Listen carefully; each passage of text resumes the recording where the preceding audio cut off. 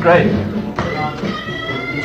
Who was Ike Turner, Tina Turner's ex-husband? Renowned vocalist and performer Tina Turner passed away at 83 after suffering from a long illness in her home in Küsnacht, Switzerland. Tina was married twice. She married Ike Turner in 1962 and divorced him in 1978. As the tragic news of her passing came, a lot of internet users are showing interest in her personal life. Who was Ike Turner? Ike Turner was the first husband of Tina Turner. He was an American musician, songwriter, and record producer. He was well known in the 1950s rock and roll circle. He was famous for his work with his then-wife Tina Turner in the 60s and 70s. As the leader of the Ike and Turner Revue, Ike was a native of Clarksdale, Mississippi. He began playing guitar and piano at a very young age and formed a band Kings of Rhythm as a teenager. Ike is considered a pioneer of rock and roll, as his first song is considered a distinction of the genre. After his divorce from Tina, singer Holly Maxwell performed with Turner on several occasions between 1977 and 1985,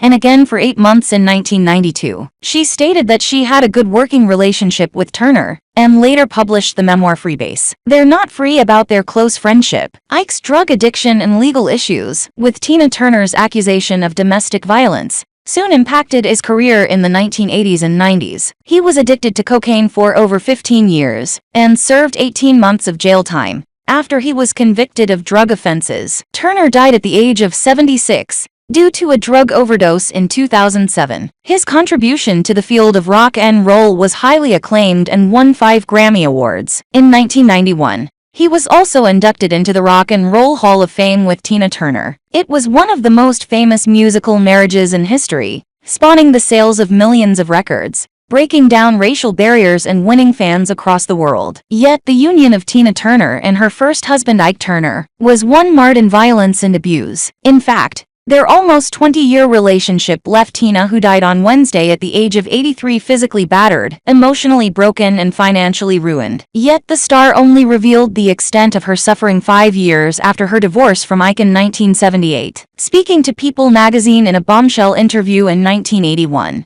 she said she was insanely afraid of him, adding, "I was living a life of death. I didn't fear him killing me when I left, because I was already dead. When I walked out, I didn't look back." Tina, born Anna Mae Bullock in 1939 in Tennessee, first laid eyes on Ike in 1957, as he performed at a nightclub in St. Louis, Missouri. Considered by Rolling Stone editor David Fricke as one of the greatest guitarists of all time, Ike was hugely successful in transplanting blues into more commercial music. After growing up in Mississippi, Ike became an early pioneer of 1950s rock and roll, and was instrumental in the early careers of various blues musicians, such as B.B. King, an accomplished pianist and demanding band leader. In Tina's first 1986 autobiography, Ike Tina, she revealed how she almost went into a trance when she saw him play. By then herself immersed in the St. Louis rhythm and blues scene, she soon joined his band the Kings of Rhythm as a vocalist. Recognizing her star quality, she was promoted to lead singer. Ike then gave her the stage moniker Tina Turner,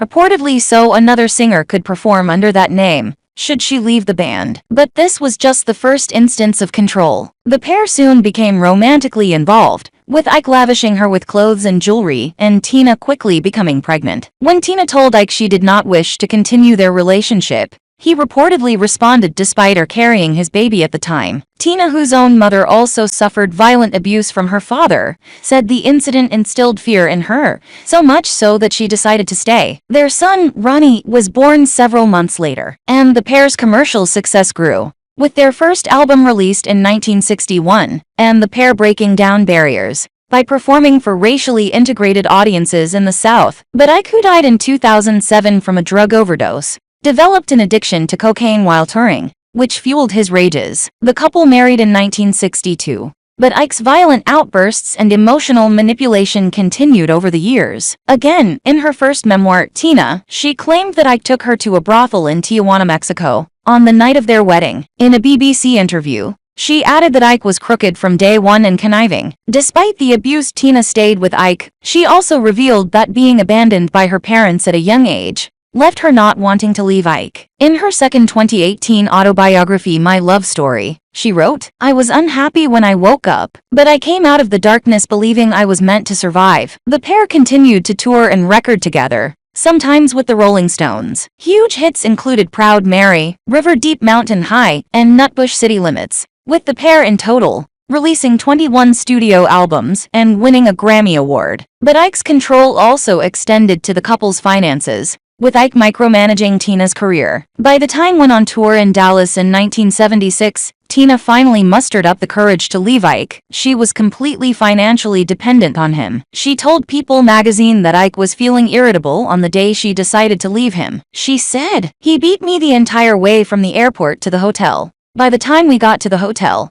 the left side of my face was swollen like a monster's." After Ike fell asleep that night, Tina fled with just 36 cents in her pocket and a mobile credit card in her wallet. "I felt proud," she told People. "I felt strong. I felt like Martin Luther King." She later spoke about how her Buddhist faith, which she found in the 70s, helped her find the courage to leave, with her chanting giving her clarity and seeing she had to make a change. The pair's divorce was finalized in 1978. With the former lovers not speaking for the following decades. However, Tina then overcame all her obstacles and went on to become one of the biggest musicians in the world. It was not an easy journey. However, in those early years as a solo artist, she struggled to win over a record label on her own and become dissociated from Ike. She ended up having to make ends meet by singing in Las Vegas ballrooms, performing sat cabaret acts and appearing on various TV shows in what became known as her wilderness years. But her career took an upturn after she plucked up the courage to speak of the abuse in an era where most women suffered in silence. Before the 1981 bombshell People interview, she was reportedly incredibly nervous, even asking a psychic beforehand if it would ruin her career. She later explained that prior to that, she had been too scared of Ike to speak out.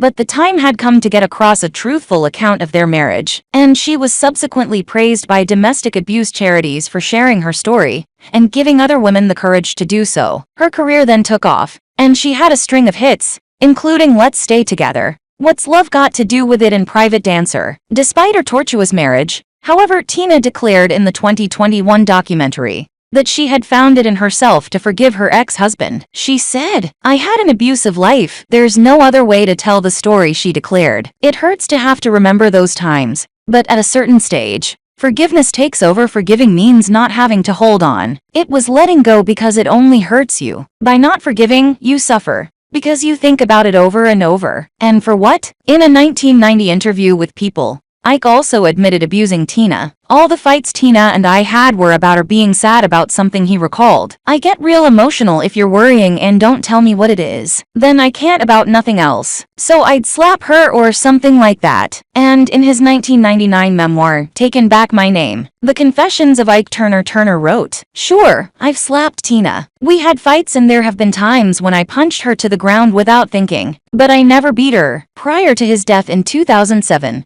Ike, who later served time in prison for drug offenses, revealed that he had written Tina an apology letter, but had never sent it. Despite this abusive first marriage, Tina did go on to find love. She met her second husband, Erwin Bach, an executive with the EMI record label, in 1985, with the couple marrying in 2013 after 27 years together. Tina died on Wednesday, 24 May 2023 in Zurich, with Erwin by her side, after suffering from a long illness.